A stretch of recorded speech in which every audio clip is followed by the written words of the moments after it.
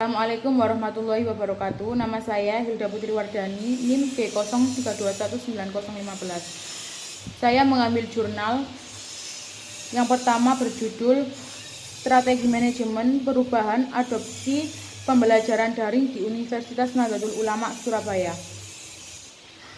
Manajemen perubahan adalah proses, alat, dan teknis untuk mengelola perubahan pada individu untuk mencapai tujuan bisnis yang diinginkan. Pada jurnal tersebut mempunyai unsur pembeda, diantaranya yaitu strategi manajemen perubahan yang diusulkan untuk mensukseskan adopsi pembelajaran di daring di UNUSA. Yang pertama, mengoptimalkan media komunikasi sesuai dengan tujuan dan menerima pesan. Yang kedua, penyediaan helpdesk untuk berkonsultasi dan penyampaian keluhan. Yang ketiga, pembentukan tim inti manajemen perubahan.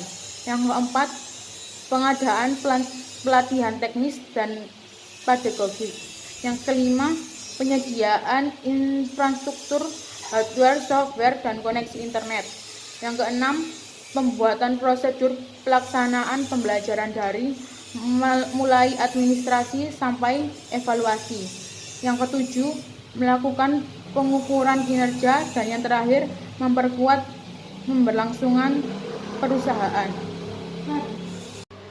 Yang kedua, saya mengambil jurnal yang berjudul Strategi Manajemen Perubahan dalam Mendukung Implementasi Budaya Organisasi Studi Kasus pada PT Bersama Zata Jaya atau L-Corps. Pengertian manajemen perubahan adalah alat-alat organisasi yang dapat digunakan untuk membantu individu membuat transisi pribadi yang sukses yang menghasilkan adopsi dan realisasi perubahan. Pada jurnal tersebut mempunyai unsur pembeda strategi manajemen perubahan. Yang pertama, organizational development, yaitu terciptanya organisasi L-Corps yang efektif, efisien, agile, dan adaptif terhadap segala tantangan bisnis. Yang kedua, yaitu people development, pengembangan SDM L-Corps yang militan, yaitu kompetitif dan strive to be excellent. Bagian orang organization development dan people development berupaya untuk bisa memberikan solusi yang tepat dalam menghadapi tuntutan organisasi yang tinggi dengan cara membuat strategi perubahan yang memfokuskan pada perubahan individu.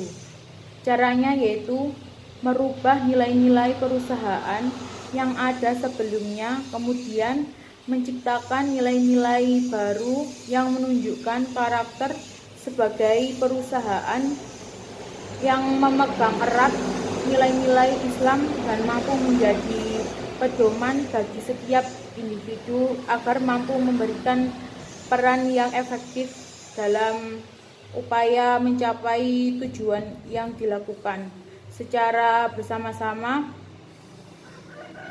Yang ketiga, yaitu saya mengambil judul Manajemen Perubahan dalam Implementasi Reformasi Birokrasi Lembaga Diklat PPPTKPLB Bandung.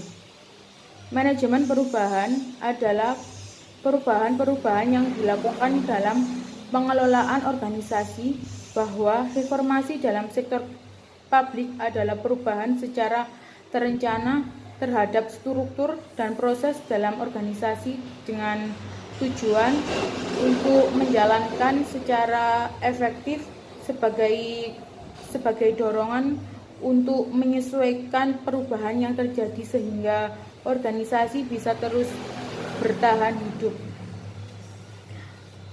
Pada jurnal tersebut mempunyai unsur pembeda, yaitu pada area organisasi, perubahan yang terjadi pada organisasi TKPLB berkaitan dengan implementasi reformasi birokrasi mencakup 6 area perubahan.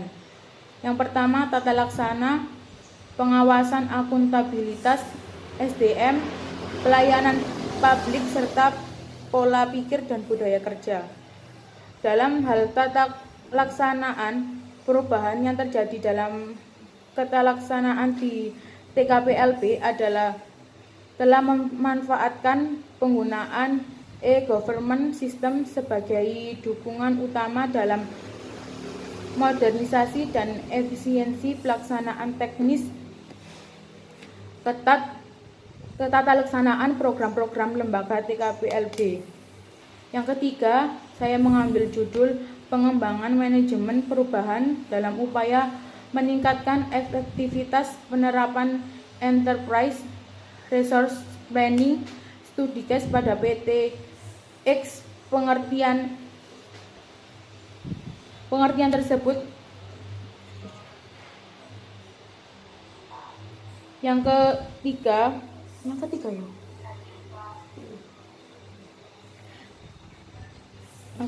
saya mengambil judul pengembangan manajemen perubahan dalam upaya meningkatkan efektivitas penerapan enterprise resource planning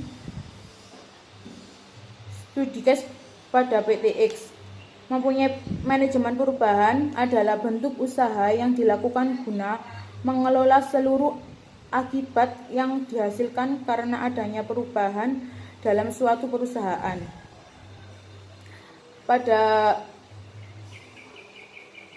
Pada jurnal tersebut mempunyai unsur pembeda. Yang pertama yaitu Enterprise Resource Planning, merupakan teknologi komputerisasi sistem informasi terintegrasi yang digunakan oleh perusahaan kelas dunia dalam meningkatkan kinerjanya. Yang kedua, kerangka DICE. Secara lebih sederhana, kerangka DICE dapat digunakan untuk meramalkan tingkat keberhasilan sekaligus untuk mengetahui kekurangan yang ada dalam menerapkan manajemen perubahan. Yang ketiga, model manajemen perubahan ADKAR.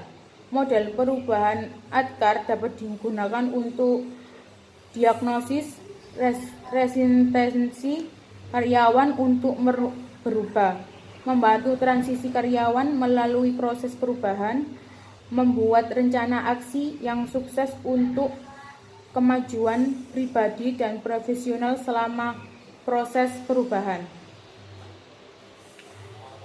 Yang keempat, saya mengambil judul peran kepemimpinan dan penerapan manajemen perubahan dalam meningkatkan daya saing organisasi perguruan tinggi. Manajemen perubahan mempunyai pengertian merupakan serangkaian proses yang digunakan untuk memastikan bahwa perubahan yang signifikan dapat dilakukan secara terkontrol dan sistematis untuk meningkatkan daya saing organisasi.